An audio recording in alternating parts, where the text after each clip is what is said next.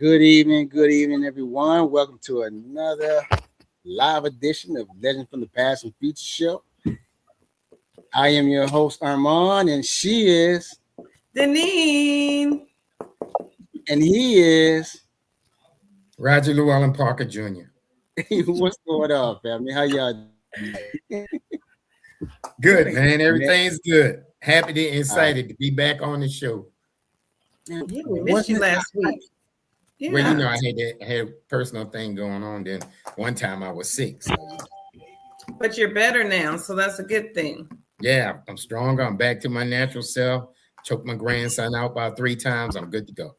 Yeah, I saw you was at the gym today, right? Oh yeah, I was with a bunch of majors.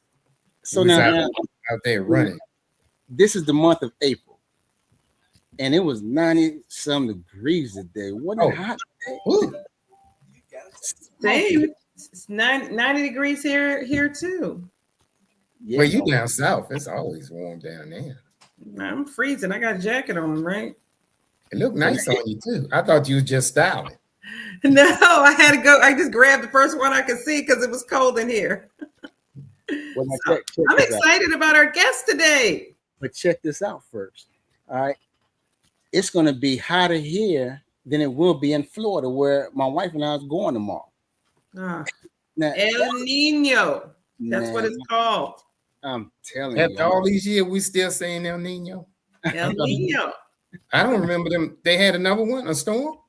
El Nino means with the weather is not what it is different. Yeah, but I thought the cause of that was the last time it was this big storm. Have they had another storm? I haven't really been following. No, but it's just the effects of the storm. Oh, okay. If the storm is still like the weather is topsy-turvy.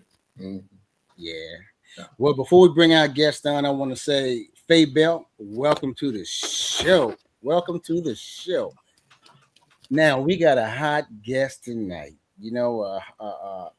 I'll chop up her last name. So when she comes on, I'm going to ask her to pronounce that last name for us. But coming to the stage is none other than Courtney. Hello, everyone. Welcome to the show, Courtney. Welcome to the show. How are you? Now, what is your last name, ma'am? My last name is Buniscus. I tell everyone, if you forget how to pronounce it, like the meniscus in your knee, hibiscus flower, but it's Courtney Buiniskis. Well, how about Courtney B? Is Courtney B? Courtney B. As long as you remember the name when it's time to vote, we are all right. Ooh, yes. That's what I'm talking about. Make it easy for him. Awesome caveat. Awesome. Yes. That was good. Well, Courtney, we're going to start the show off. And the way we do it here on the Legend Show, we travel back and come forward. So tell everybody about yourself. Where were you born and raised? Well, I was born in Annapolis, and I was raised in Southern Anne Arundel County, which is all the way down past Edgewater, down Muddy Creek Road. I grew up on Deal Churchton Road in the late 80s and 90s and graduated from Southern High School, so go Bulldogs. So I'm going to tell you, right now, Bulldog stuff, we don't want to hear that, okay? I'm a proud Bulldog, yes. Go Southern. We got 3 Panthers up in here. Great Panthers up in here. So I've got some cousins, so I think we're safe that went to Annapolis. All right. So where did you go to college at? I went to college at Anne Arundel Community College. Then I graduated to University of Maryland, and then I got my master's from Capella University. Woo, awesome. Okay. Yeah. That's what I'm talking about. Okay. Yes. Well, we got a highly educated one tonight. I tell you, we got to come with it, huh? Now, you guys are already coming with it. So Courtney B, tell everyone out there, why are you the most qualified to be registered will? Well, when I'm talking to individuals, I always kind of let them know like who I am. And I really start with that I'm a wife, I'm a mother, I'm an educator. And it started with me being a proud community advocate. I have to tell you, in my work with the county is where I found that there was a huge gap with residents' needs and services. And I noticed this right away. But it really, to be quite honest, it started for me as an educator. I've been an educator for almost a decade at the local community college. I'm an adjunct professor. And that's where I really started seeing the needs in the community. And even at the college itself, I was one of the folks who helped found the union there for adjunct professors for fair pay. And I fought for equality. The union came there, but that's how I got my foot in the door with politics. I just gave speeches at rallies to get other adjuncts, professors motivated for their rights at the college, and then that is when other politicians noticed me. The first person that noticed me was our current county executive, Stuart Pittman, and Sheriff Everett Sesker. I actually met them at an event, and it was just history from there. Once I got into politics and started working with the county executive as a community engagement officer, I was in many different areas of the county and truly saw many different needs across the board. And that's when I really noticed, hey, this community needs more attention. This community needs more help. And then when I switched over to my role as a legislative director for the councilwoman, I serve Annapolis. I always say the tale of two cities, right? We all know that a lot of constituent needs, but and even my own personal experiences with the Register of Wills office, from losing half of my family before I was the age of 40, having to go through the probate process.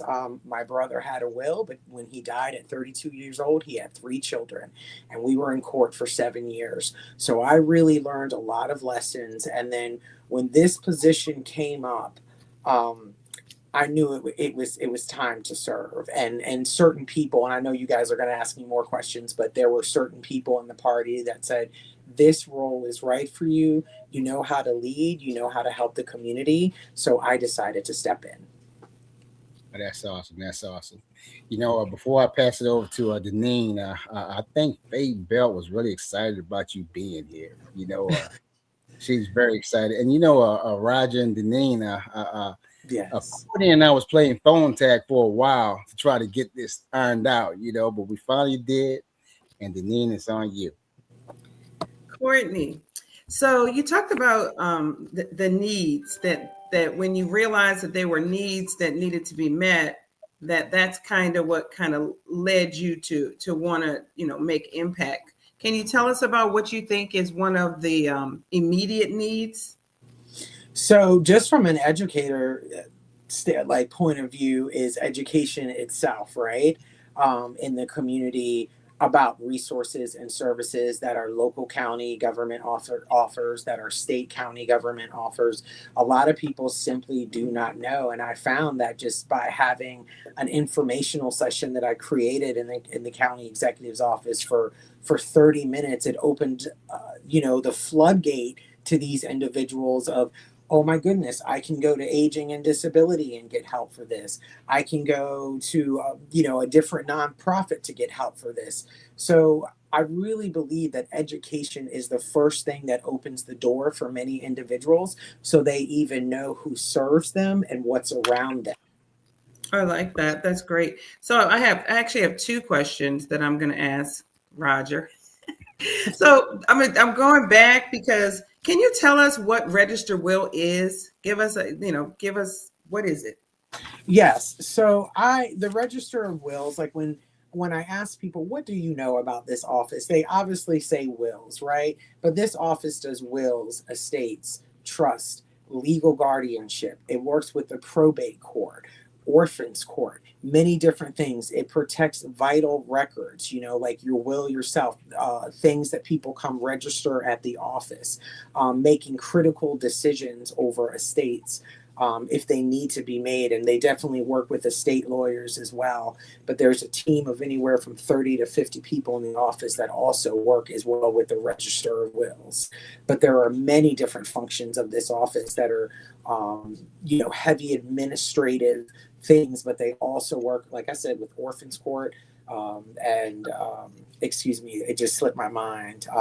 And the other court that I just said, but it's overseeing the estate process, making sure that the personal representatives are being protected, making sure that the person that passed away, that their wishes are being met and being followed as well. Because you'd be surprised, just from my own experience. And I don't care how many happy families, there's a lot of happy families, but when someone passes away and there's a lot of money up for, I don't want to say for grabs, but when there's money left over, possessions, belongings, a lot of people change. They start fighting over things. So this is where the Register of Wills office comes in to make sure that the deceased wishes are being met.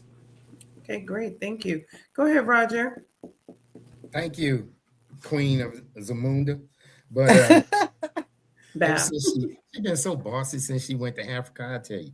But so I got a question though. But my question is now, someone passes away, and they have houses, they have land, right? But they don't have a will. What happens then? Well, that would go through probate court. So that would be followed by the Maryland state law, and that would be decided through the orphans court as well. I know it says orphans court. It doesn't just mean for orphans, but that would definitely go through probate. And on this campaign trail, one of my biggest educational components is getting in front of that. Because if you sit someone down for 10 minutes to tell them to prepare simple documents, you can avoid that at some cost. No matter what, you're going to go through probate court. But at the same time, if you have paperwork to protect you, it's easier and the process is shorter. But if you pass away and you have no will, no documents whatsoever, that is decided through probate court, which goes through the Register of Wills. What happened if they don't have any relatives? Oh gosh, that's a good question. I think it would go to, and I'm not a lawyer at this point because I just want to say that, but I believe that would go to next of kin, right? Or if there's somebody that they wanted it to go to, but I believe it's next of kin. And again, that goes through probate court. Yeah, because I know exactly what you're talking about because my family went through that with some land and stuff. That my dad is from Gillsville.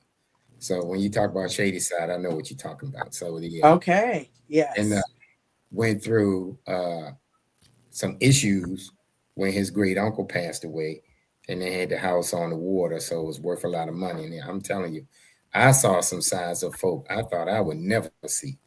And I lost some respect for them too, with the way they was coming. But it was kind of cut and dry.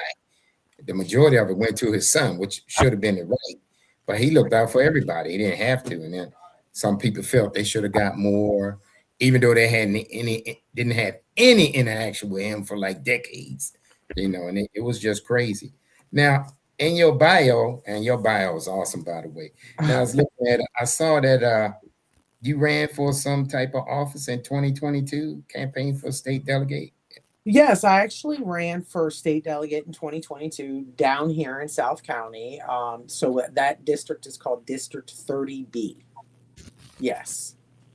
And that was 2022. Yes, sir. I sure did. And I always say, even though it wasn't the outcome that I wanted, it was still one of the best things that ever happened to me, because when one door closed, about 25 other doors opened. And I have learned, I'm a woman of faith, that was not the path for me at that time. And I understand why everything is unfolding the way it is now. Really quick, before you move on to the next question, I wanted to go back to your property that you were talking about in Galesville.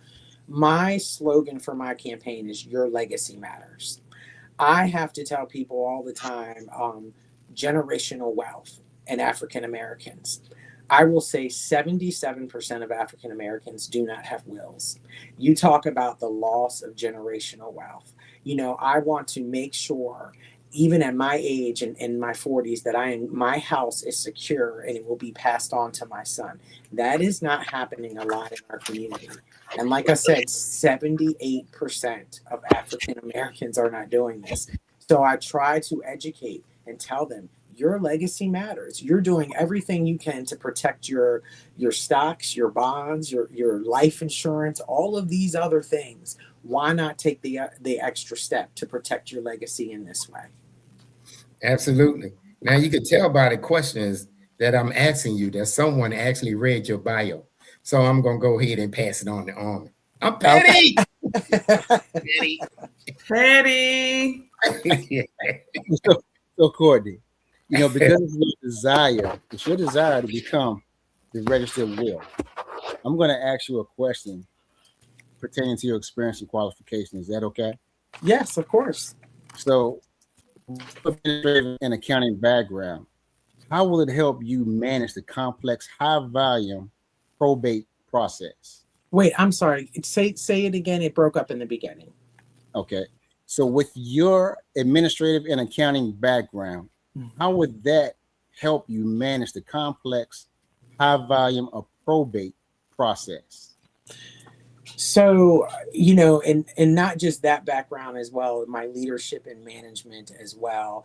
This is about managing an office in the top position, and those experiences and where I'm at now have taught me to do so. Just being in this District 6 office, I have to deal with over 77,000 constituents.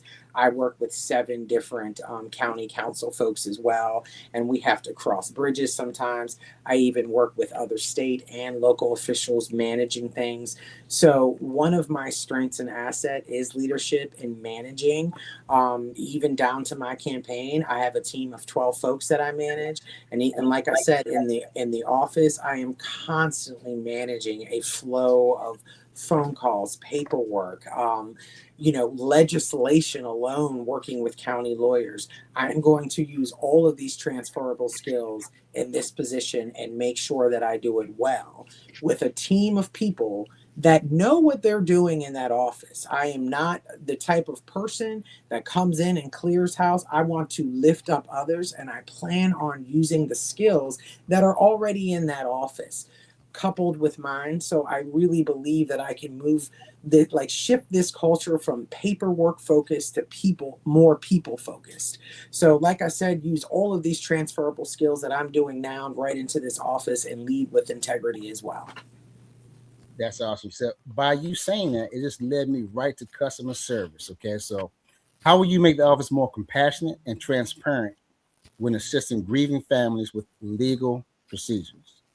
Well, first of all, I understand what these families are going through because I've been through it myself. My life experience, I completely understand. This is a must for me. Compassion, transparency, all of these things. Just making sure that these families are heard when they come in, even if it's, even the office hours itself, 8:30 to 4:30. I know people don't even get off of work until 5 o'clock. We need to be more transparent to the public. And that also includes the leader herself. The more you are seen in public, the more people see this title, they're like, oh, what is that? What do you do? And as soon as they ask me that, I'm already handing them something. Check it out. This is what we do. This is what this office is. So being a leader, being out in the community, being with the residents, letting them know that there is someone that is tangible in these offices that can help you. It is not a non-tangible task to do. I keep pushing that right now, here I am. Let me see what I can do for you. I'm already doing informational sessions across Anne Arundel County, from the Southern Maryland all the way up to Brooklyn Park, teaching these folks what this office does and letting them know what it is. Wow, that's good. Yeah, I got to agree with Faye Bell. It's all about trust, and you doing that right now as we speak. On you, Deneen. Okay, so this kind of ties into what he was talking about before. Because you are an excellent communicator and an excellent educator, how would you use your communication skills to make the registers of will more accessible and more understandable to the residents? Well, I'm already doing that now, to be quite honest. And I think that's why some people think I'm the register of wills already, because I am going around sharing what this office does, making this information accessible to people. Some people have never even seen a Maryland last will and testament. I actually show them what this document is. I explain to them, I give them a personal estate planning kit. So when you leave my session or my classroom, as I say, you are getting resources and materials. And when I'm elected in 2026, they can come and register their wills because they are ready and prepared. So just going out, talking to people, letting them see, wow, this person really cares. This person understands. They know it's tangible. They know that they can do it. Now, with the the way that technology works now, is there a system, is there an app or something that people can have? People are always looking for apps, an app or something that people can tap into so that they can just go online and do these things. So, of course, I'm not in the office now, but they do have a website. So there is a website that you can click on there and get the information that you need. Absolutely. That is one thing that I, as your next register will, that I will work on. I want to make the office more accessible because you have people that live in different states that may have to come to one state. You used to, I don't know, you guys probably remember, if you have to have a document signed, you were waiting 15 to 20 days. Well, they updated that now, right? Where you can do it online. I plan on seeing how we can streamline processes, make things more accessible for folks. How can they turn things in without driving 30 miles to get to this office? So that is something that I am going to be focused on, that I'm working on, like talking to individuals as well. I'm an educator, so I'm studying that to see how that can be done in a more efficient way. Do you think, I'll just have this one last question until the next is, how soon should people be preparing? It's never, as I would say, I talk to 20-year-olds, especially when they have young children. I had my child around 25, legal guardianship. What is going to happen to your children if something happened to you? So, when I meet these 20-year-olds and they're like, I only have a car, an apartment, and kids. Well, don't you want to protect your children? Don't you want to protect your assets? You probably have life insurance. You probably have jewelry, all of your cars, all of these assets add up. So people do have an estate. It's not just for rich people. Like, that's the stigma with it, right? You hear that and you're like, I don't have an estate.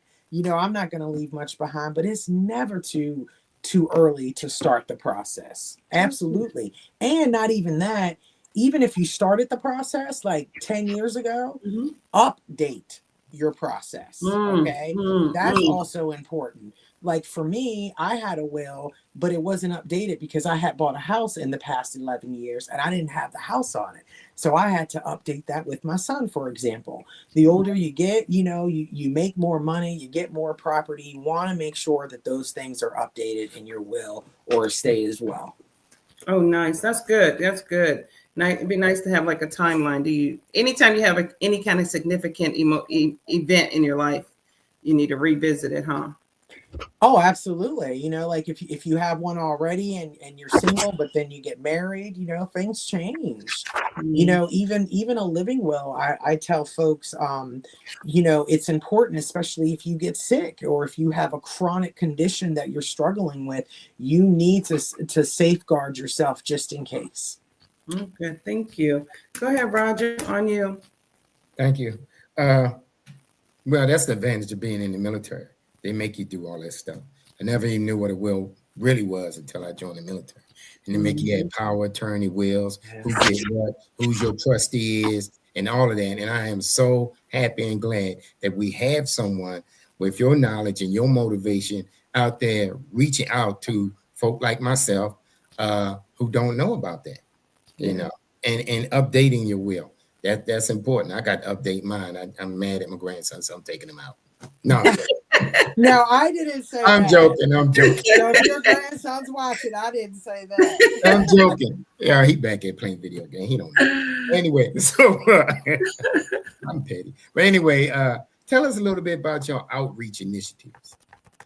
So, I've learned that this is a skill of mine. It's very natural for me. I've always had it, even from going it being in the classroom, going beyond the classroom to coming into working for local county government. It is an absolute must for me. If we are not reaching the people, you have to ask, what are we doing? Who are we listening to? How do we know what individuals need in our community? One thing I learned working under different leaderships is hold meetings with communities. Listen to the individuals, listen to what they need. And let me tell you, I've been all over this county, up and down. And one reason, why I was like, I've got to run for this position, because I simply never saw the Bachelor of Science anywhere I went. Never saw. I saw the sheriff's office. I saw the clerk of court. But that is another reason. Why is this office not out here doing more? And it's almost election time. So, I'm just keeping it real. My opponent was quoted in the Capitol newspaper as, this office does not do community engagement. And I could I highly disagree with her. And I said, it is time for this office to do community engagement. It was once held by a Republican for almost 27 years. And then, Erica Griswold was the past Register of Wills. There were ethical things that happened. My opponent was appointed. She wasn't elected. There's a difference there. And then you have to run every 4 years. So, I know it is my time to step up, and that's why I'm doing it. But my outreach methods are going to continue through community engagement, through meetings, through outreach. There's a lot of community events that are held in North County all of the time with different agencies there, from the fire department, police department, the sheriff. And I'm already working with the sheriff. He endorsed me for this race. 2 endorsements that are really important to me is the clerk of court and Sheriff Everett Sesker. And clerk of court is Scott Boyer. They are housed in the circuit court. They have chosen me over the appointed opponent. That's awesome.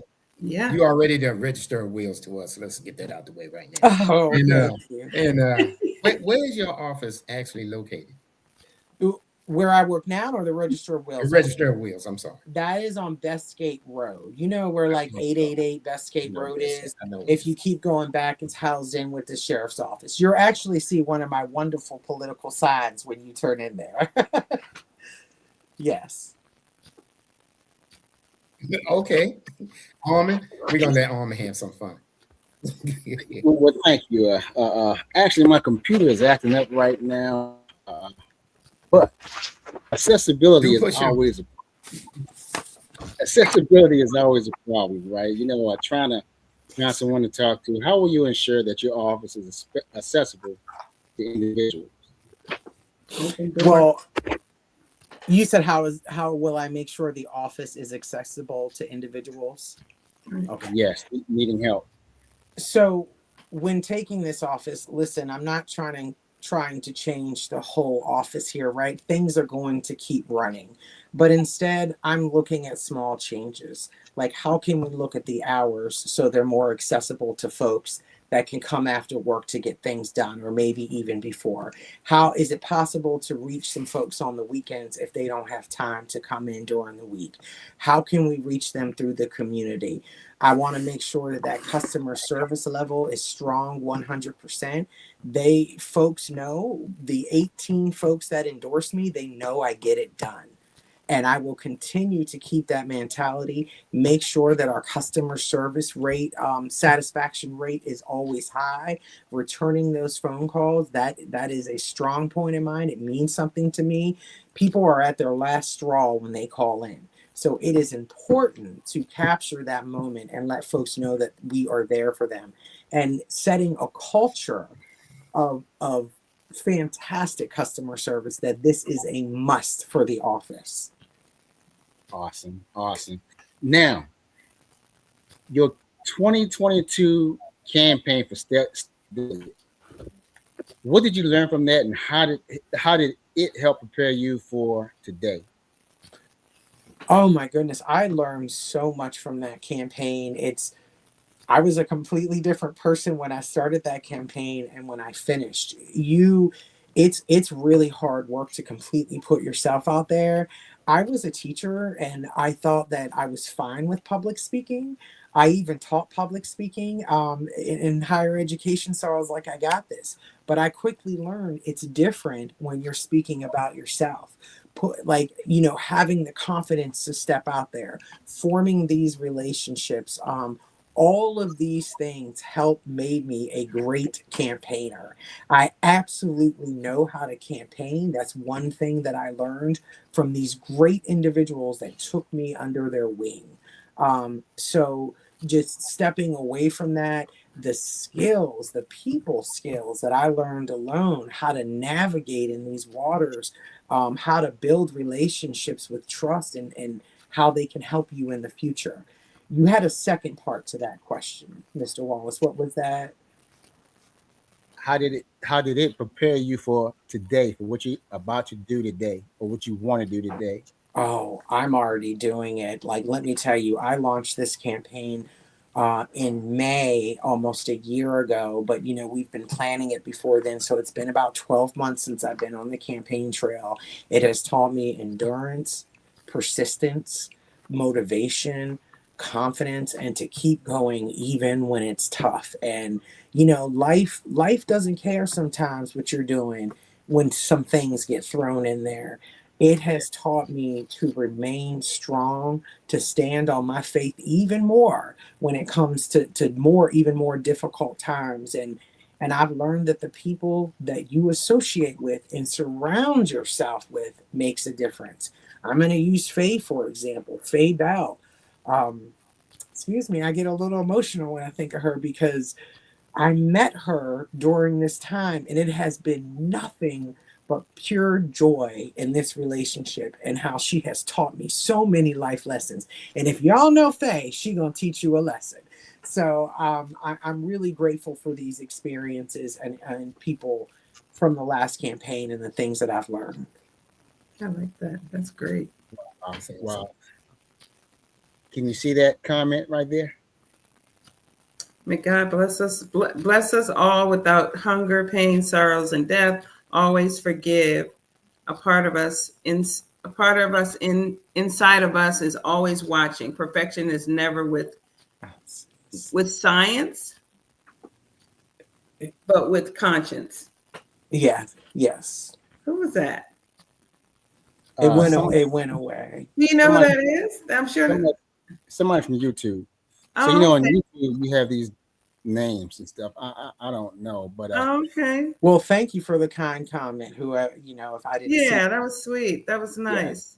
Yeah. That Faye was Belt nice. said something as well. I I see Faye Belt said something.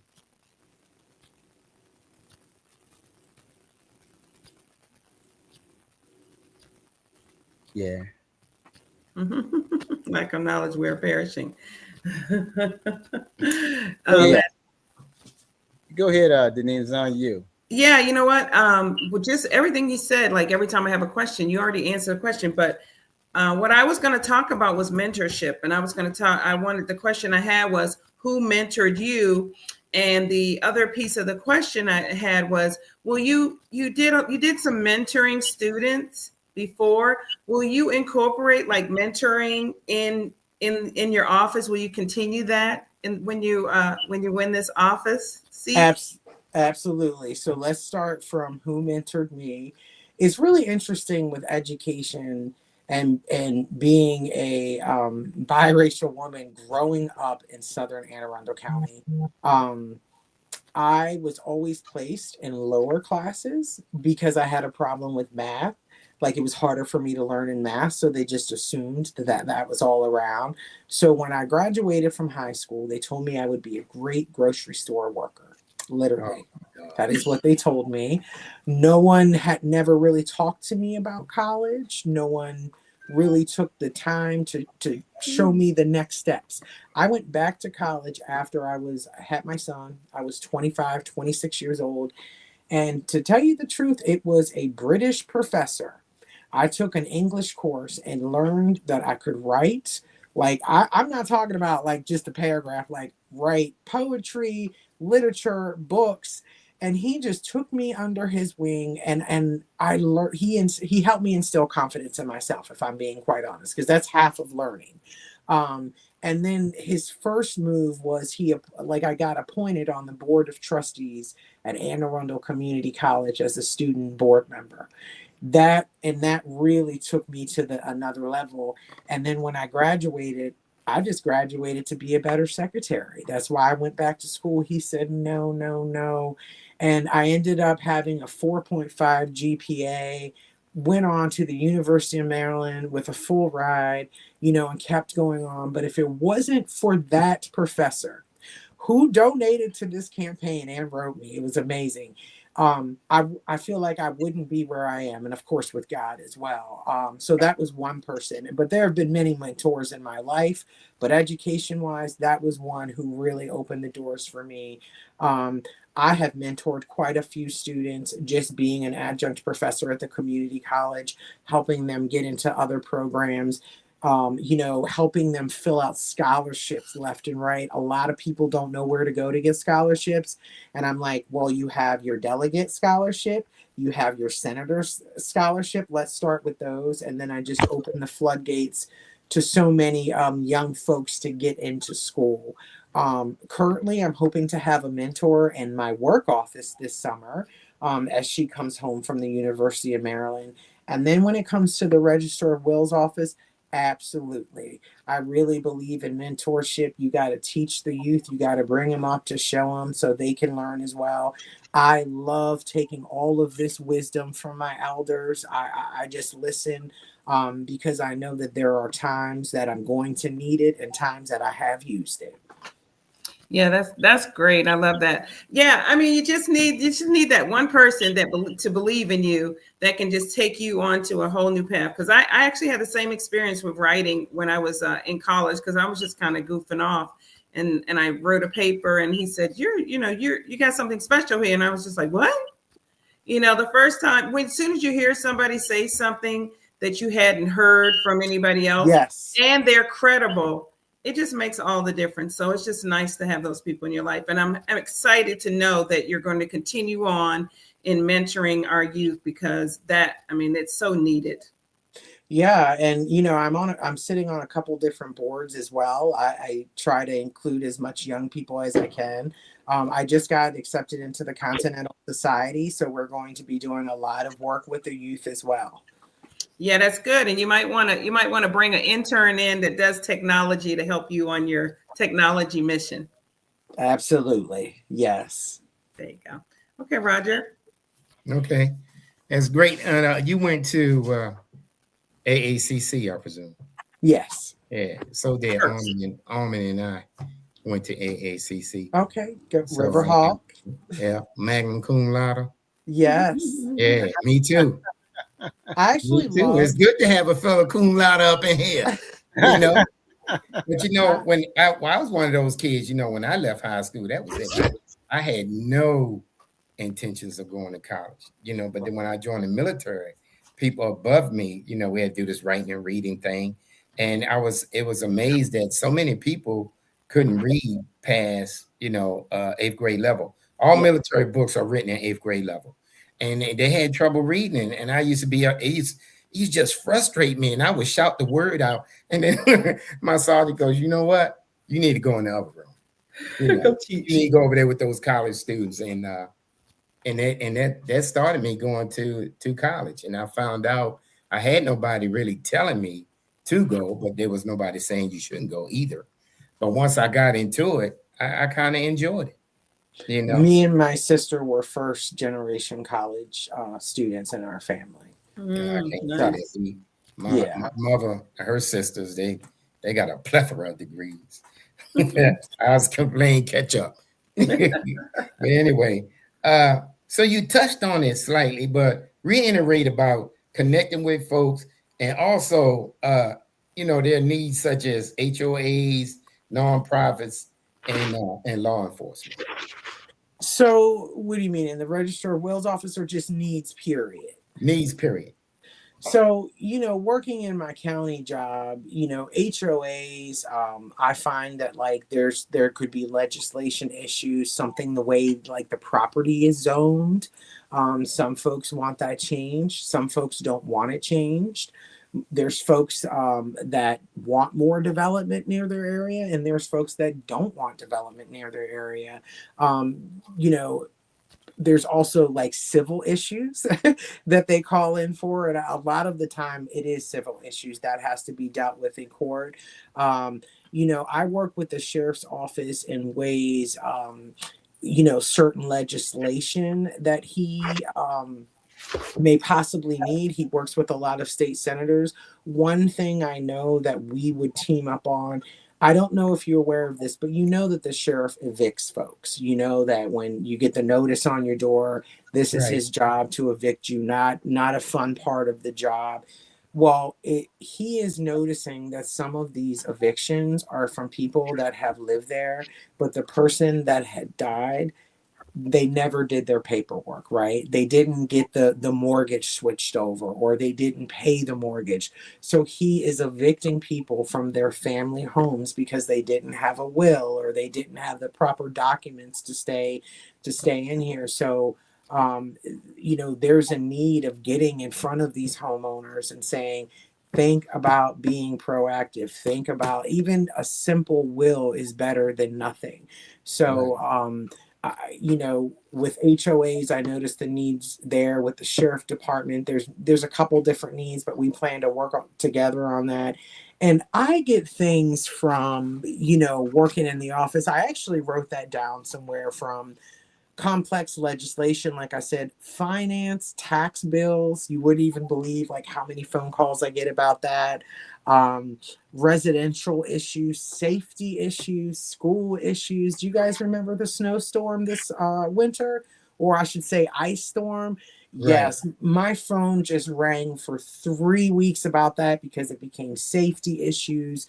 Kids couldn't walk on the sidewalk.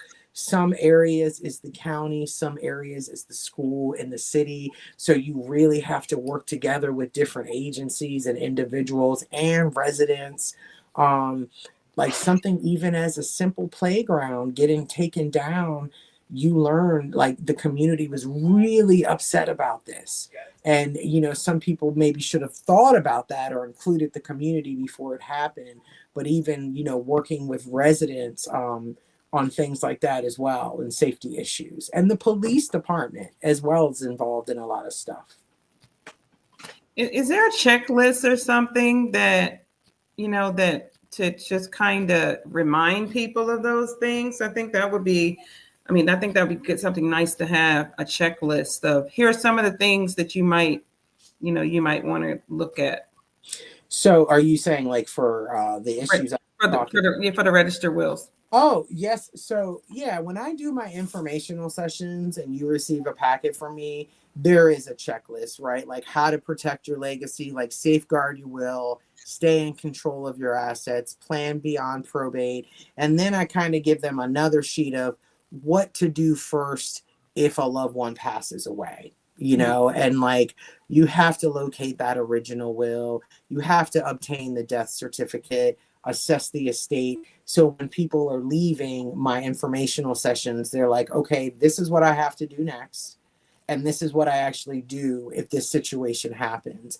And like I said, you're also leaving with a personal estate planning kit and another kit where you are going to list all of your assets. Because that's what takes the longest, is putting everything together. So when I give you this packet, it's going to be all in one place. What life insurances do you have? Do you have funeral insurance? A lot of people have different packages, and you don't want, like, if something were to happen, how are people supposed to locate all that? Like I just consistently say to my son, you go down to the Register of Wills office, and that's where you start. Yeah. That's so nice. I'm gonna get real professional on this. Deneen, I reclaim my time, and so you got to do that with some folk. I'm trying to tell you, man. Getting back to HOAs, do you find that people, even though they're paying an HOA, do they really have knowledge about it? Or they just paying in and don't really, have knowledge about the HOA. Well, What it can do and what it can't do.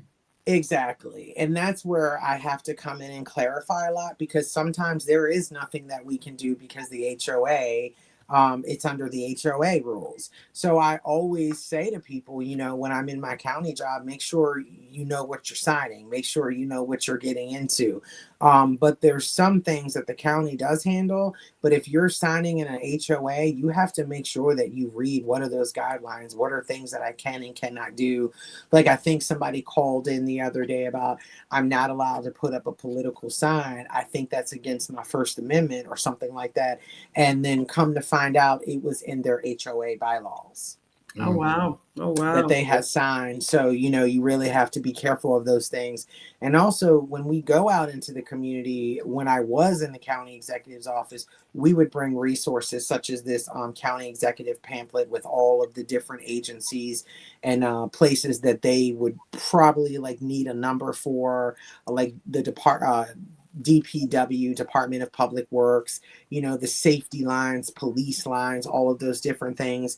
And when I go out now through my day job, it's the same thing. I use county resources as well to give to them.